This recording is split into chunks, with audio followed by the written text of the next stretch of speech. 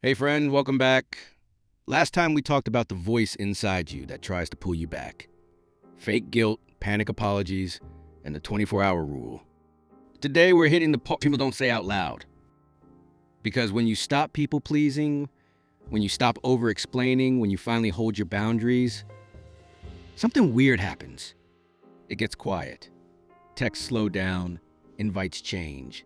Conversations feel different.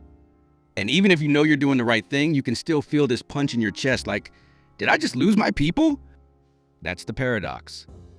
You set boundaries to get your life back, but the price can feel like loneliness.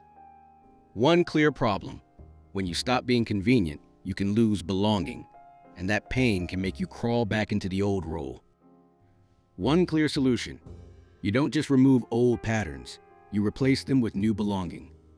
You build a clean support system on purpose, so you don't go back out of hunger. By the end of this episode, I want you to feel this in your bones. I'm not lonely because I'm wrong. I'm lonely because I'm transitioning. Let's talk about what's really happening. A lot of people confuse love with access. When you were always available, always agreeable, always quick to help, you were easy to keep around. Not because people were evil, but because you fit the system. When you change, the system has to adjust. Some people will adjust, some won't, some can't. And this is where it hurts. Sometimes what you lose isn't a relationship, it's a routine.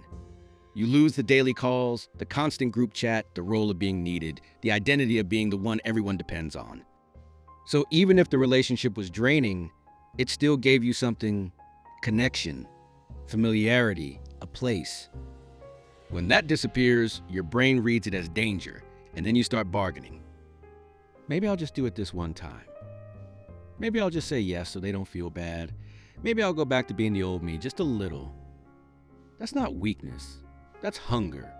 You're hungry for belonging. Let me tell you about Tasha.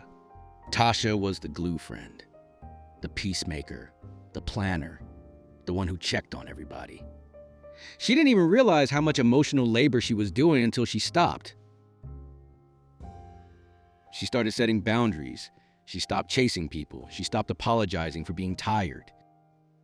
And for the first time in years, she had free evenings.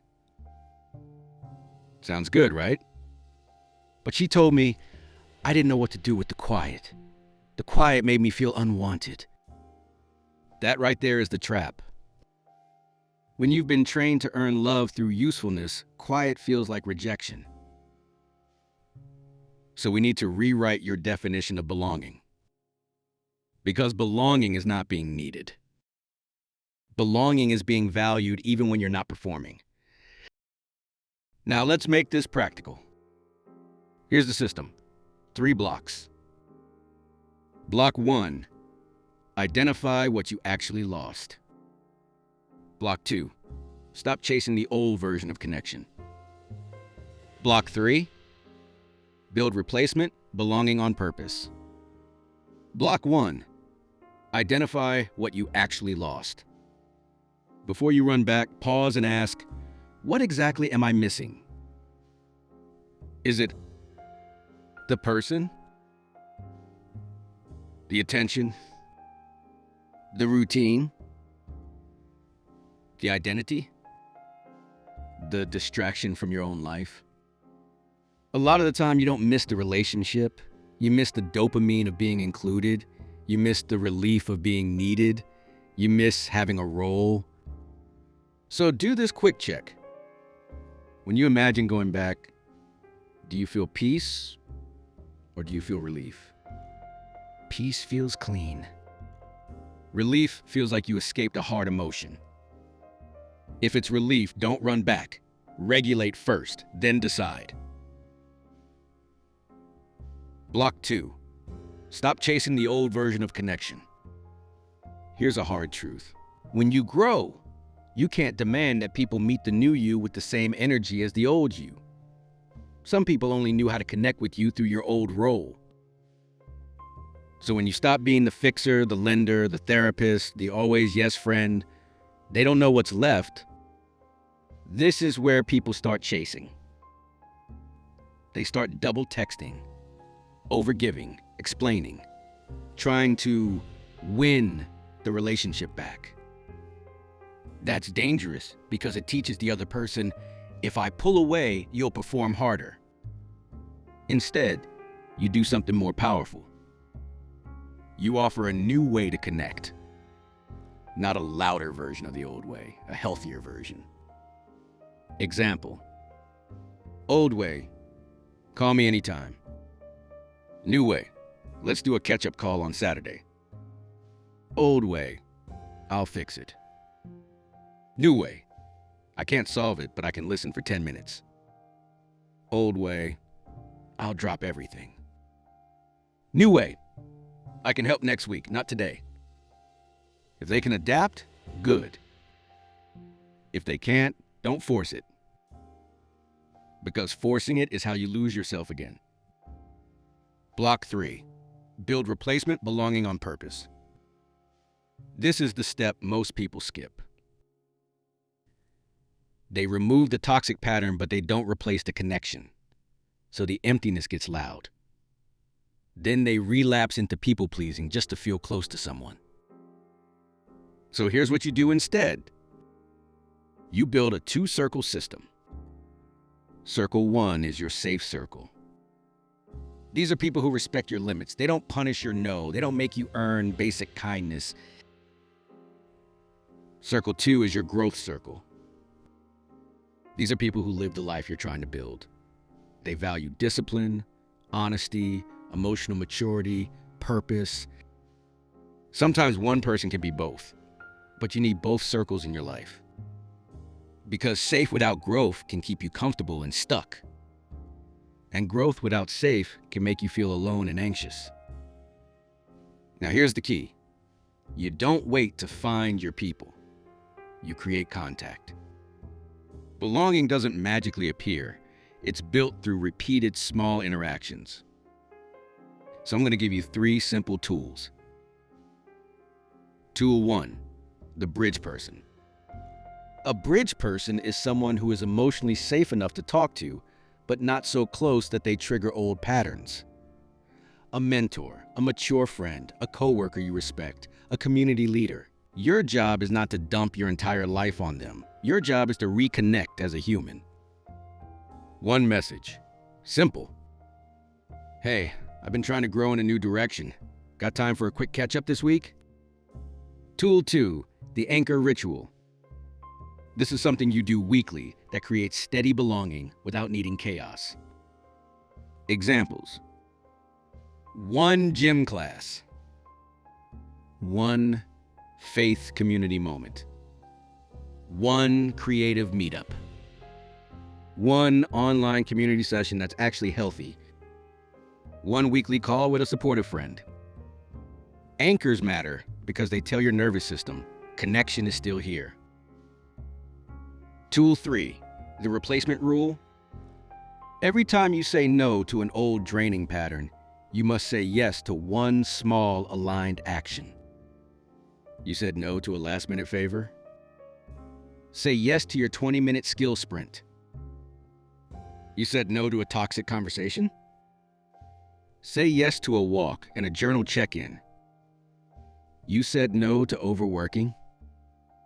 Say yes to rest without guilt. This is how you stop feeling like boundaries are loss. Boundaries become trade. You're not losing, you're reallocating.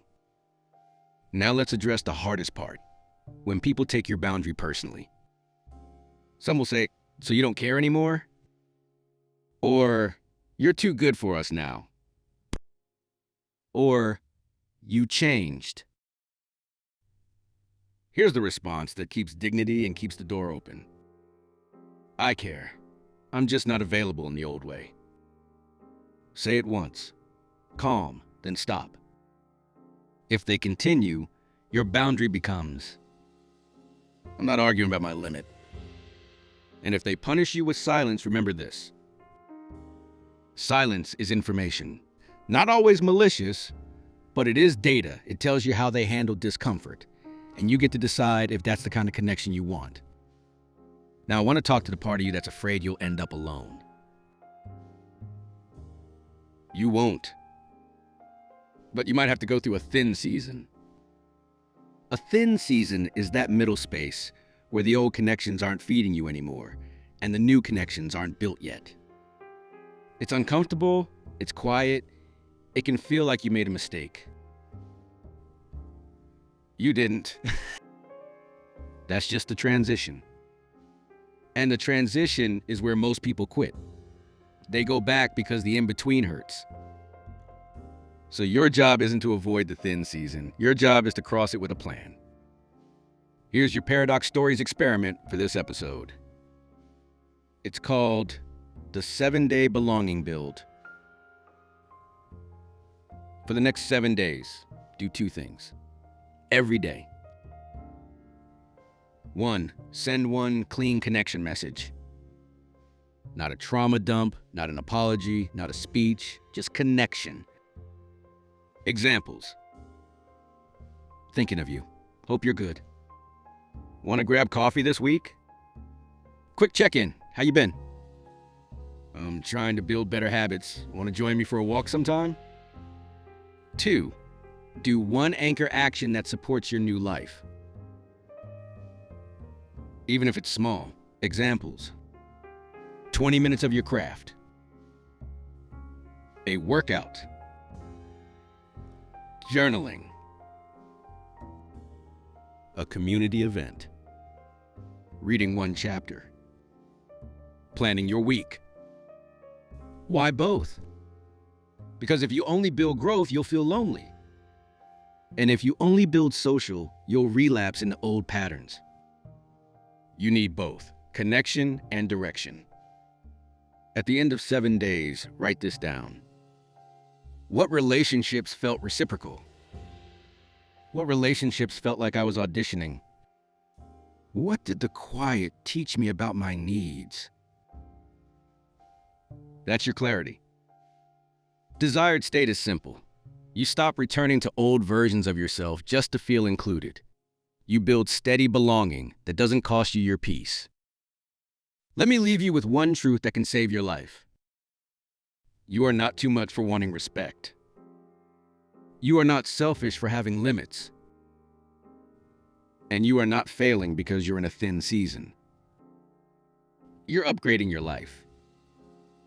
And upgrades always feel lonely at first because the old environment can't hold the new version of you.